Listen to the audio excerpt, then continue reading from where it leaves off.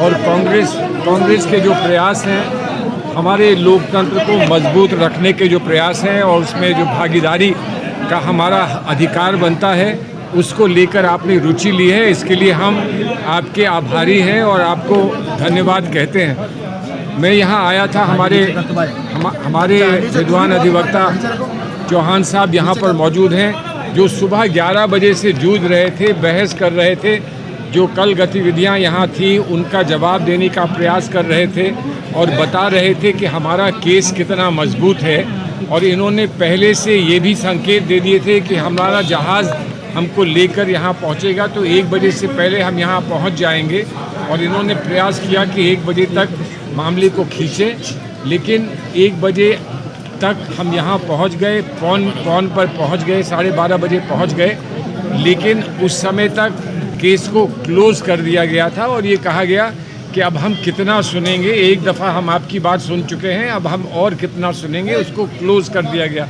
मेरा ये दुर्भाग्य है, मैं दिल्ली से आया था इस बात को स्पष्ट करने के लिए और इस बात की बहस करने के लिए कि हमारा केस कितना मजबूत है, लेकिन ऐसा नहीं हो पाया। मुझे दुख है इस बात पर, लेकिन तब भी मुझे गर्व इस बात पर है कि चौहान साहब ने बहुत अच्छी बहस की है और उस बहस की कुछ झलक वो आपको अभी देना चाहेंगे। और मैं वो चाहूँगा कि एक दफ़ा हमारा धन्यवाद वो स्वीकार करें और हमारी ओर से बधाई स्वीकार करें। और वो आज जो बहस कर पाए, जिसमें हम नहीं समय से पहुँच पाए, उस बहस के बारे में वो आपके जो बताना चाहते हैं वो बता दें आपको। सर क्या एक्सेप्ट किया गया या रिजेक्ट किया गया? नॉमिनेशन की प्रक्रिया के दौरान कल जब स्क्रूटनी हो रहा था तो स्क्रूटनी में 3 कैंडिडेट राज्यसभा के जिन्होंने अभ्यर्थी थे, उन्होंने नॉमिनेशन नामांकन पत्र भरे थे। उसमें पहले झारखंड मुक्ति मोर्चा के जो हमारे अभ्यर्थी थे उनका एक्सेप्ट हुआ। उसके बाद कांग्रेस के जो अभ्यर्थी थे, महागठबंधन के दोनों कैंडिडेट्स का नॉमिनेशन नामांकन पत्र उन्होंने एक्सेप्ट किया।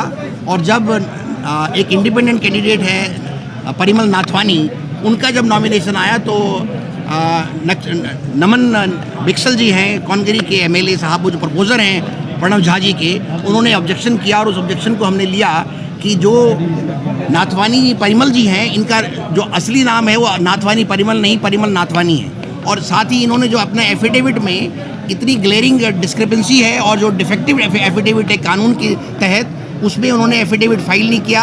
और जो सीधा rule 4A conduct of election rules 1961 की वायलेशन है, क्योंकि हर अभ्यर्थी को अपने नामांकन पत्र के साथ एक फॉर्म 26 परफॉर्मा है, उसके तहत अपना एफिडेविट देना पड़ता है। और उसमें प्रक्रिया में 6 बिंदुओं पर आपको इन्फॉर्मेशन देनी पड़ती है कि आप अपनी धर्मपत्नी का या अपने HUF कोई फैमिली, हिंदू अनडिवाइडेड फैमिली की कोई उनकी फर्म है, उनके बारे में या अपने डिपेंडेंट्स के बारे में जानकारी दें।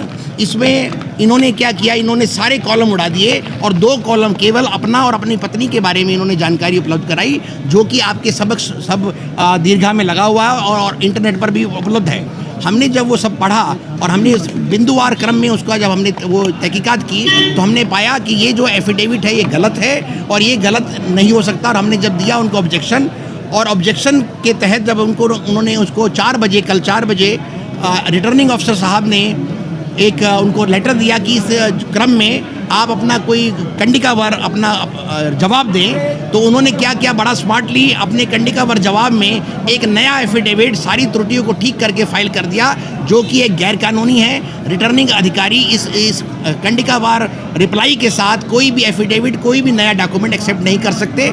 हमने इस बिंदुओं पर प्रकाश डाला और उनको कहा कि ये जो है आपकी जो पावर है वो कानून के तहत नगण्य हो गई है। आपको केवल और केवल 36 सेक्शन के तहत जो रिप्रेजेंटेशन ऑफ पीपल एक्ट है, स्क्रूटनी के टाइम में केवल और केवल स्क्रूटनी करना है, आप किसी प्रकार का कोई भी नया डॉक्यूमेंट नहीं ले सकते।